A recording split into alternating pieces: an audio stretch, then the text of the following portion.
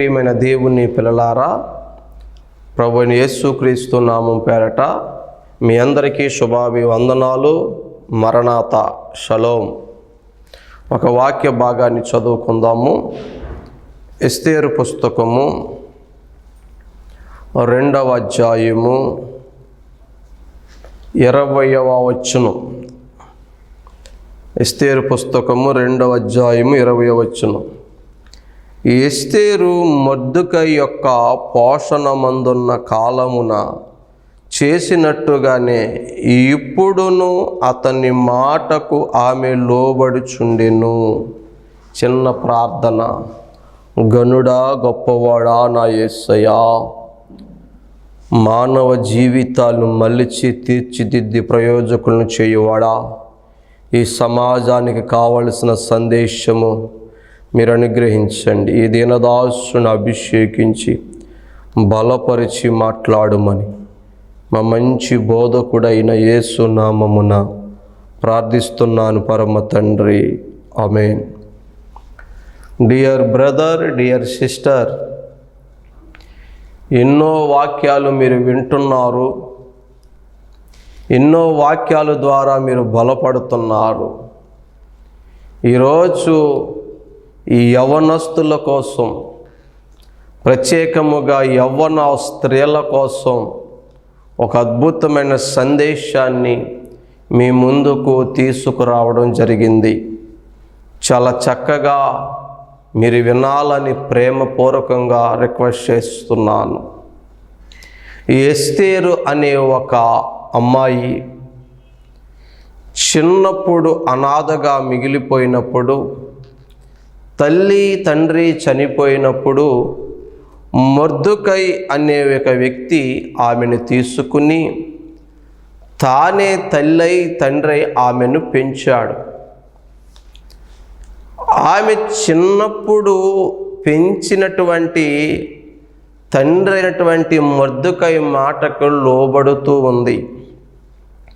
పెంచి పోషిస్తున్న మొర్దెకై మాటకు విధేయురాలుగా ఉంది. దేవుని కృపచేత తండ్రి యొక్క గొప్ప పెంపకములో ఎస్తేరు రాణి అయింది. ఎస్తేరు రాణి అయిన తర్వాత కూడా, తన పొజిషన్ మారిపోయిన తర్వాత కూడా తండ్రి మాటకి చక్కగా విధేయురాలై లోబడుతుందని వాక్యం చెబుతుంది. ఆ మాట మరలా నేను చదివినిపిస్తున్నాను, చూడండి. ఎస్తేరు పుస్తకము 2వ అధ్యాయం 20వ వచనం. ఎస్తేరు మొర్దెకై యొక్క పోషణమందున్న కాలమున చేసినట్టుగానే, అంటే చిన్నప్పుడు మొర్దెకై పోషిస్తున్నప్పుడు ఎలాగైతే మాట వింటూ బ్రతికిందో, విధేయురాలుగా ఉండి జీవించిందో, ఇప్పుడును అంటే రాణి అయిన తర్వాత కూడా అతని మాటకు ఆమె లోబడుచుండెను. నేటి కాలపు అమ్మాయిలకు, యవ్వనస్తులకు, యంగ్స్టర్స్కి ఈమె ఒక రోల్ మోడల్. ప్రియ చెల్లి, నేనొక్క మాట అడగనా మిమ్మల్ని? చిన్నప్పుడు నుంచి ఇప్పుడు దాకా నీవు మీ అమ్మ మాట విషయంలో, మీ నాన్నకు లోబడే విషయంలో, విధేయత విషయంలో ఒకే రకముగా ఉన్నావా?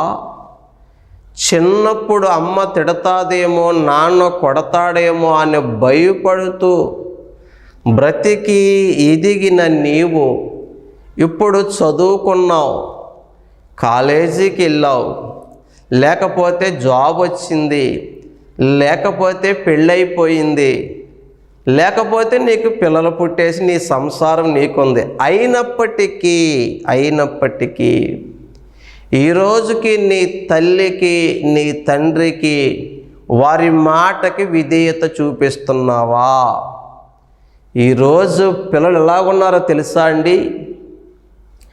చిన్నప్పటి నుంచి ఒక మాట అన్నా పడతలేదు, మూతి ముడుచుకుంటున్నారు, కోపగించుకుంటున్నారు, తిండి మానేస్తున్నారు, మంచం ఎక్కేస్తున్నారు, లేదా పారిపోతానని బెదిరిస్తున్నారు, లేదా నేను చచ్చిపోతానని బెదిరిస్తున్నారు. ఇంకొంతమంది దుర్మార్గులైతే అసలు నువ్వు నన్ను కన్నావా, లేదా నేను ఎక్కడైనా దొరికానా అని కూడా అడిగేటువంటి వ్యక్తులు ఉన్నారు. ఈ ఎస్తేరు జీవితం నీకొక మాదిరి. బాల్య దినములలో తండ్రి పెంపకములో విధేయురాలుగా ఉన్నట్టే ఎప్పుడు రాణి అయినప్పటికీ కూడా విధేయురాలుగా ఉంది. ఓ యవ్వన సహోదరి, నా ప్రియమైన చెల్లి, నీవు ఇప్పుడు మీ అమ్మగారు మాటకు లోబడుతున్నావా? మీ నాన్న మాట వింటున్నావా? కొంతమంది యవ్వన స్త్రీలు బ్లాక్మెయిల్ చేస్తున్నారు. గట్టిగా మాట్లాడితే ఇంటిలో నుంచి నేను పారిపోతాను. ఏంటి నువ్వు నాకు చెప్పేది? నాకు తెలుసు లేరా ఇటువంటి వాళ్ళు? చిన్నప్పుడు ముద్దు మాటలు చెప్పి బుడుబుడు అడుగులేసి తల్లి తండ్రి గుండెల మీద ఆడుకుంటే సంబరపడిపోయారు. కానీ ఈరోజు ఆ తల్లి ఆ తండ్రి గుండెల మీదే నువ్వు తన్నే స్థాయికి వెళ్ళావేమో చూసుకో. నువ్వు లిటరల్గా కాలుతో తన్నలేకపోవచ్చు, నీ నడవడికతో నీ తల్లిని నీ తండ్రిని గుండెల మీద తన్నుతున్నావేమో ఒక్కసారి ఆలోచించవా? నీ ప్రవర్తన వల్ల నీ తల్లి సంబరపడుతుందా, బాధపడుతుందా? నీ ప్రవర్తన, నీ మాటలు, నీ క్యారెక్టర్ వల్ల నీ తండ్రి సంతోషపడుతున్నాడా, ఏడుస్తున్నాడా? తెలుసులే, నాకు అన్నీ తెలుసు. ఏంటి మాటి మాటికి నష్టపెడతావు, జాగ్రత్త అంటావు. నాకు తెలుసు, ఎలా ఉండాలో తెలుసు, ఎలా బ్రతకాలో తెలుసు, ఎలా మాట్లాడాల్సి నీకేం తెలుసు. ఊరుకో, పిచ్చిదాన్ని, నువ్వు పిచ్చోడు అంటారు. ప్రియా చెల్లి, ఆ పిచ్చి తల్లి నిన్ను కన్నది. ఆ పిచ్చి ప్రేమ కలిగిన ఆ తండ్రి నిన్ను పెంచి ఇంతటి దాన్ని చేశాడు. ఈరోజు నీ తల్లిదండ్రులు చెప్పే జాగ్రత్తలు, నీ మేలు కోరి చెప్పే ఉపదేశము నీకు నసలాగా ఉంది కదా. అలాగే అనిపిస్తుందిలే. వింత రుచులు మరిగిన దానివి. లేక అబ్బాయి అయితే వింత రుచులు మరిగిన వాడువు. కొత్త స్నేహాలు నీ జీవితంలోకి ఎంటర్ అయినాయి కదా. కొత్త బంధాలు నీ జీవితంలోకి ఎంటర్ అయినాయి కదా. స్నేహాలను, ప్రేమలను ఎవరో నీ జీవితంలో ఎంటర్ అయ్యారు కదా. వాళ్ళు మాటలు నచ్చినంతగా నీ కన్నవారి మాటలు నీకు ఇప్పుడు నచ్చో, రుచించో. హలో, వాడు నిన్ను మోసము చేసేస్తాడని తెలుసా? ఈరోజు నిన్ను చూడలేకుండా నేను ఉండలేనని మాటలు చెబుతుంటే నిజమనుకుంటున్నావేమో ఆ ప్రేమ. నువ్వు లేకపోతే నేను బ్రతకలేను ప్రియా అంటే, నీ కన్నవారి ప్రేమ కంటే, నిన్ను పుట్టించిన దేవుని ప్రేమ కంటే, ఈ కసాయోడి ప్రేమ, నిన్ను కాటేసి చంపేసే, నీ బ్రతుకుని చింపేసేవాడి ప్రేమ నిజమనుకుంటున్నావేమో. అది ప్రేమ కాదు బిడ్డ, కామం. ఆ కామం అనే దానికి, ఆ మోహం అనే దానికి అందమైన పోతే ప్రేమ. ఈరోజు ఎంతోమంది ఈ ప్రేమ ముసుగులో డైలాగులు కొడుతున్నారు. నువ్వు సూపర్గా ఉంటావు, నువ్వు నవ్వితే బాగుంటావు, నువ్వు నడిస్తే బాగుంటావు, ఇదిగో నువ్వు చందమామలాగా ఉంటావు, అందానికి మారు పేరు నువ్వు. నిన్ను చూడకుండా నేను ఉండలేను, నువ్వు లేకుండా నేను బ్రతకలేను, ఇదిగో నువ్వు నా కోసమే పుట్టావు, నువ్వు నా దానివి అని, లేదా నువ్వు నా వాడివని ఎన్నో కళ్ళబొల్లి మాటలు చెబుతుంటే ఆ మాటలు ఎంతో బాగున్నాయి కదా.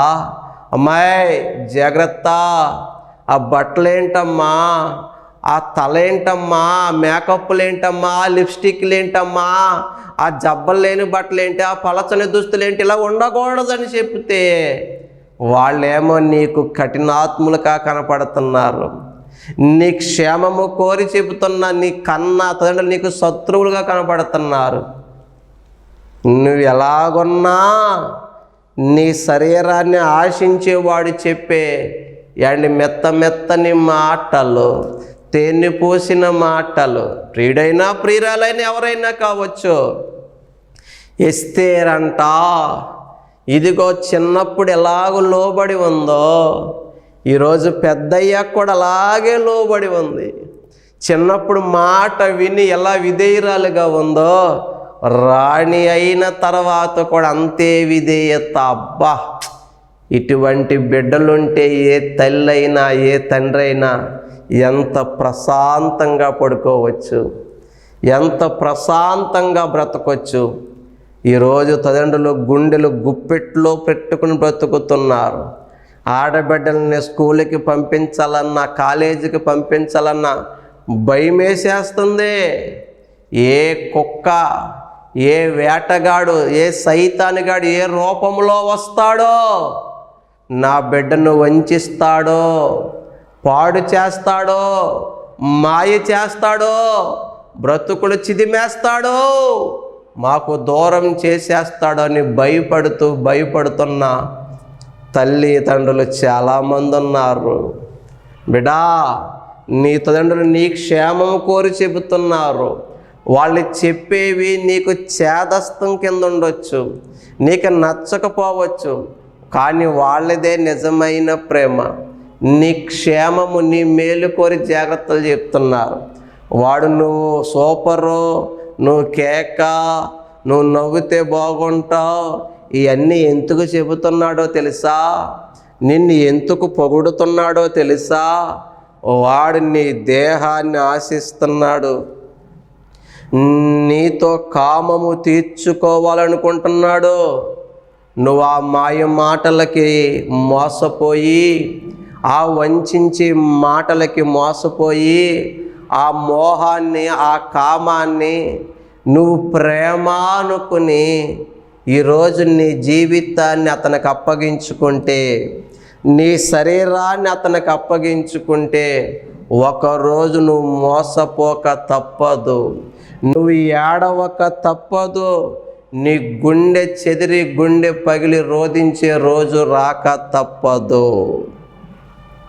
ఎంతోమందిని చూస్తున్నాం సమాజంలో, ఎంతోమంది ప్రేయర్ రిక్వెస్ట్లు వింటున్నాం. నమ్మాను పాస్టర్ గారు పెళ్ళి చేసుకుంటానన్నాడు కదా, ఎలాగైనా నా భర్తే కదా అని నేను తొందరపడ్డాను, అప్పగించేసుకున్నాను. కానీ ఇప్పుడు నీకు నాకు సంబంధం లేదంటున్నాడు పాస్టర్ గారు.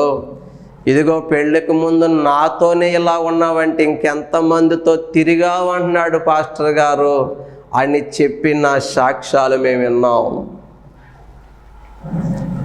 తల్లిని మోసం చేసి, తండ్రిని మోసం చేసి, ఇదిగో నన్ను రాణిలాగా చూసుకుంటాడన్నాడని ఇంట్లో ఉన్న బంగారము డబ్బు నేనే దొంగతనం చేసి పట్టుకెళ్ళి ఆడి చేతుల్లో పెట్టి వాడికి నా జీవితమే పెడితే ఈరోజు వాడి స్నేహితులు నన్ను బజారు దానిలాగా చూశారండి, నన్ను పాడు చేశారండి. ఈరోజు నడి రోడ్డు మీద పెట్టారు, చావలేక బ్రతకలేక ఏం చేయాలో నా జీవితం అర్థమవుతా లేదని చెప్పిన సాక్ష్యాలు ఉన్నాయి. ఇవన్నీ జీవితాలు, ఎంతోమంది జీవితాలు నీ కళ్ళ ముందు కనబడుతున్నా ఇంకా నీ తల్లికి నీ తండ్రికి లోబడకుండా నీ జీవితాన్ని పాడు చేసుకుంటే, కన్నవారిని ఏడిపించి తల్లిదండ్రులను బాధ పెట్టి నువ్వు బాగుపడేది ఏది ఉండదు. నువ్వు దీర్ఘాయుష్మంతుడు అవునట్లు నీ తల్లిని నీ తండ్రిని సన్మానించు అని దేవుడు చెబుతున్నాడు. కానీ ఈరోజు చాలామంది తల్లిదండ్రులకు గుండె కోత మిగులుస్తున్నారు. చిన్న వయసులోనే పాపములో పడిపోతున్నారు. హై స్కూల్ స్థాయిలోనే కన్యత్వాన్ని కోల్పోతున్నారు, దేహాన్ని అపవిత్రం చేసుకుంటున్నారు. కొన్ని వార్తలు చూస్తుంటే వింటుంటే అయ్యో బాబో ఇలాగైపోయింది ఏంటి ప్రపంచం అనిపిస్తుంది. యాండి 8th క్లాస్ అమ్మాయి, 9th క్లాస్ అమ్మాయి, ఇదిగో ప్రెగ్నెంటు, ఇదిగో రేపో మాపో డెలివరీ అంటున్నారు. మైనారిటీ కూడా తీరలేదు, 14-15 సంవత్సరాలకే గర్భవతి అయిపోయింది. ఆ గర్భవతిని చేసిన వాళ్ళు ఈరోజు ఎక్కడో జైలు పాలైపోయి ఉన్నారు యాండి, లేదంటే పారిపోయి ఉన్నారు. ఈరోజు వాళ్ళని నమ్మిన ఆడబిడ్డలు నాశనం అయిపోయి ప్రెగ్నెంట్గా ఉన్నవారు కొంతమంది. ఇదిగో నేను నా పెళ్లి చేసుకొని నువ్వు ఎంజాయ్ చేస్తావు, నేను ఎంజాయ్ చేసాం అంతే, అక్కడ దాకే అని చెప్తే యాండి ఆ కడుపులో ఉన్నటువంటి పిండాన్ని అబార్షన్ చేసుకుని నరహంతకులు అయిపోయిన వాళ్ళు కొంతమంది. ఇంకొంతమంది జాగ్రత్తలు తీసుకుని పాపం చేస్తూ శరీరేచ్ఛల్లో బ్రతుకుతున్నవారు కొంతమంది. కానీ ఎస్తేర్ అటువంటిది కాదు. తండ్రికి కానీ దేవుడికి కానీ తలవంపులు తెచ్చే స్త్రీ కాదు, అటువంటి యవనస్తురాలు కాదండి.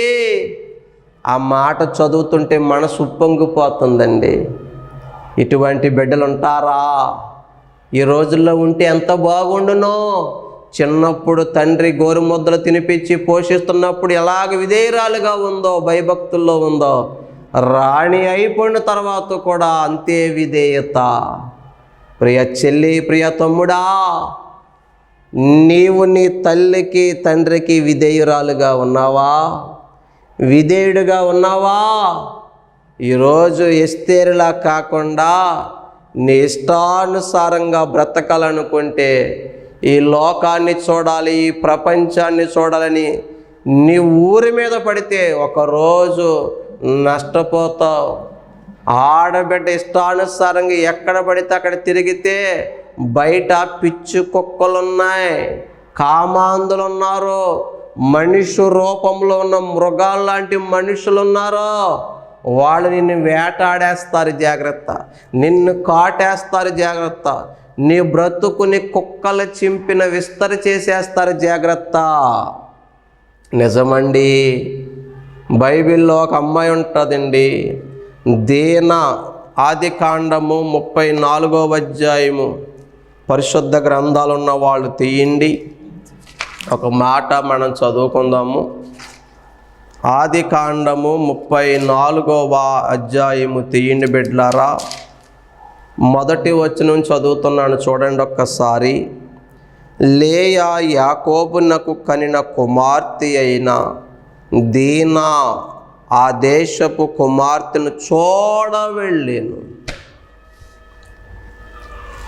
ఇంటిలో ఉండకుండా ఏదో ప్రపంచాన్ని చూద్దాం, మనుషులను చూద్దాం, నేను ఎంత అందగత్తును ఈ ప్రపంచం చూడాలని విహారయాత్రకి వెళ్ళిందంట, దేశయాత్రకి వెళ్ళిందంట.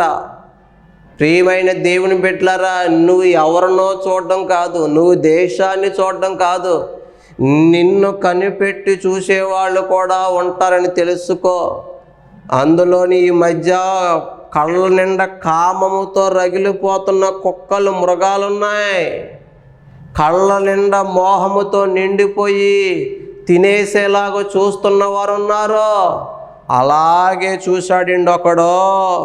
చూసి 2వ వచనం, ఆ దేశము నేలిన ఈవిడిన హామోరు కుమారుడు షెకెము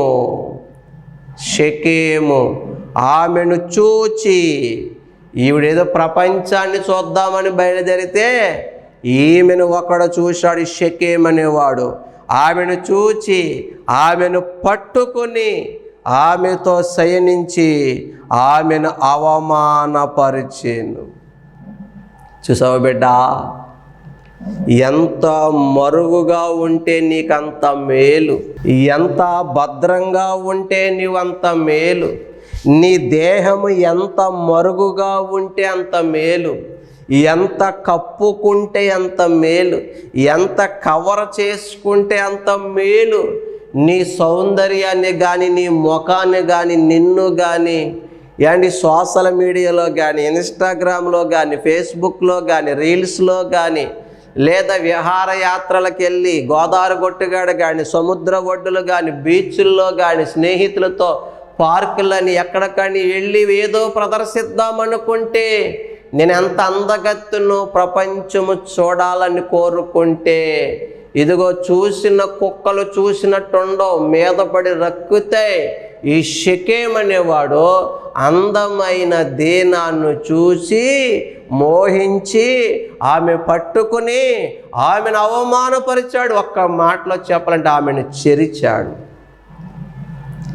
ఆడబిడ్డ ఇంటిలో ఉంటే, తల్లిదండ్రుల చాటున ఉంటే, ఆ గృహములో మరుగుగా ఉంటే ఈ ఘోరము జరిగేదా?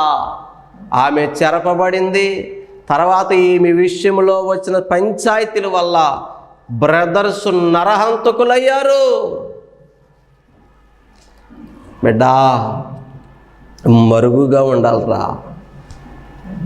దేహమైన మరుగుగా ఉండాలి. మనమైన ఆడబిడ్డలరా, ఒక అన్నగా చెబుతున్నాను, ఒక బ్రదర్గా చెబుతున్నాను. ప్రపంచానికి ఏదో ప్రదర్శిద్దామనుకోకు. మంచి మనస్సులు కరువైపోయినాయి, మంచి పవిత్రమైన చూపులు కరువైపోయినాయి. చిన్న చిన్న పిల్లలను కూడా కామంగా చూసే రోజులు ఇవి. ఎదుగుతూ ఉన్న పసికందులను కూడా చిదిమేయాలనుకున్న మృగాలు తిరుగుతున్న రోజులు ఇవి. తాగేసిన మత్తులో, గంజాయి తీసుకున్న మత్తులో, డ్రగ్స్ తీసుకున్న మత్తులో ఊర కుక్కలు ఊరి మీద పడి తిరుగుతున్నాయి. తాగినోడి కంటే విపరీతమైనవి కనబడతాయంట. నీలో తల్లి కనబడదు వాడికి, నీలో చెల్లి కనబడదు, నీలో అక్క కనపడదు, పవిత్రమైన భావం వాళ్ళలో పుట్టదు. ప్రపంచం ఏమనుకున్నా పర్లేదు, లోకం ఏమనుకున్నా పర్లేదని చెప్పి నీ మీద దాడి చేస్తారు, నీ మీద కన్నేస్తారు. ప్రియ చెల్లి, ప్రేమతో చెబుతున్నాను రా, మరుగుగా ఉండడానికే ఇష్టపడు. ఊరి మీద పడి, దేశం మీద పడి తిరగడానికి కాదు, కానీ రహస్యంగా ఉండడానికే ఇష్టపడు. నీ దేహాన్ని చక్కగా కప్పుకొని దాచుకోవడానికే ఇష్టపడరా తల్లి. ఎందుకంటే ఈరోజు పరిస్థితులు బాలేవు అండి. ఈరోజు భయంకరమైన రోజుల్లో ఉన్నాం, భయంకరమైన రోజుల్లో ఉన్నాం. ప్రపంచాన్ని చూద్దాం, ఊరిలో వాళ్ళని చూద్దాం, నాకంటే అందగత్తులు ఉన్నారా అని చూద్దాం. ఏదో ఉద్దేశంతో వెళ్ళింది ఊరి మీదకి. ఆ ఊరిలో ఉన్నాడు ఒకడు షెకెము అనేవాడు. ఆమెను చూచాడు, పట్టాడు, చెరిపాడు. ఆ బిడ్డ కొంప ముంచాడు. ఆ ఇంటిల్ల పాదిని బాధ పెట్టాడు. చూసావా? అదే అమ్మ చోటనో నాన్న చోటనో ఆ ఇంటిలోనో గుట్టుగా ఉండుంటే చరిత్ర మరో రకంగా ఉండేది. నేను చెప్పే మాట ఒకటే, పరిస్థితులు బాలేవు, రోజులు బాలేవు. ఎస్తేరులాగా బ్రతికితే రాణి యగునంతగా వర్ధిల్లుతాం. ఎస్తేరులాగా తండ్రికి తల్లికి నువ్వు కూడా విధేయురాలుగా ఉంటే నువ్వు గొప్పదానివి అవుతావు. అలా కాకుండా దీనాలాగా నేను ప్రపంచానికి తెలియాలని నీ దేహాన్ని ఇన్స్టాగ్రామ్లోను, నీ సౌందర్యాన్ని రీల్స్లోను పెడితే ఒకరోజు నీ జీవితము చాలా దెబ్బతింటుంది. ఈరోజు ఇన్స్టాగ్రామ్లో చూసి, ఫేస్బుక్లో చూసి ప్రేమించానండి, పెళ్లి చేసుకున్నానండి, కానీ ఇప్పుడు నా బ్రతుకు బాగాలేదండి, మోసం చేశాడండి అని చెప్పే సాక్ష్యాలు ఎన్నో విన్నాం. కాబట్టి తెర మీద అందంగా కనబడుతున్నాడని, బైక్ బాగా నడుపుతున్నాడని, డ్రెస్సులో సూపర్ ఉన్నాడని, హీరోలాగా ఉన్నాడని ఇన్స్టాగ్రామ్లో రీల్స్లో హీరోలా కనపడతాడు. అది రీల్స్ మరికే, రియల్ లైఫ్లో వాడు జీరో. నువ్వు రేపొద్దున్న ఆయన పెళ్లి చేసుకుంటే నీ కడుపు నిండా అన్నం ఉండదు, ఒంటి మీద సరైన బట్ట ఉండదు, నీకు పిల్లలు పుడితే వాళ్ళకి మంచి భవిష్యత్తు ఉండదు. రీల్స్లో హీరోలాగా ఉండొచ్చు, కానీ రియల్ లైఫ్లో నీ పాలిట వాడే విలన్ అవుతాడు. కాబట్టి రీల్స్లో చూసి, ఇన్స్టాగ్రామ్లో చూసి, సోషల్ మీడియాలో చూసి బైక్ బాగా నడుపుతున్నాడు, ఈ లుక్లో బాగున్నాడు, హ్యాండ్సమ్ అని ఫీల్ అయితే రేపొద్దున నీ జీవితం కుక్కల చింపిన విస్తరైపోద్ది. ఇప్పుడైనా కళ్ళు తెరుచుకో ప్రియా దేవుని బిడ్డ, నా ప్రియమైన సహోదరి. ఎస్తేరులాగా బ్రతికితే, ఎస్తేరులాగా జీవించగలిగితే, ఎస్తేరులాగా విధేయురాలుగా, పవిత్రంగా, నెమ్మదిగా, లోబడే బిడ్డగా ఉంటే నువ్వు కూడా గొప్పదాని అవుతావు. దేనాలాగా ప్రపంచాన్ని చూడాలి, ప్రపంచానికి నేను కనబడాలి, నా సౌందర్యం కనబడాలని రోడ్డు మీద పడితే, సోషల్ మీడియాకి ఎక్కితే, ఒకరోజు నీ బ్రతుకు కూడా సోషల్ మీడియాలో ఏంటి ఊరంతా చిందర వందర అయిపోద్ది. ఆ తర్వాత నీ కుటుంబం కన్నీటి పాలైపోద్ది, నీ జీవితం కుక్కల చింపిన విస్తరైపోద్ది.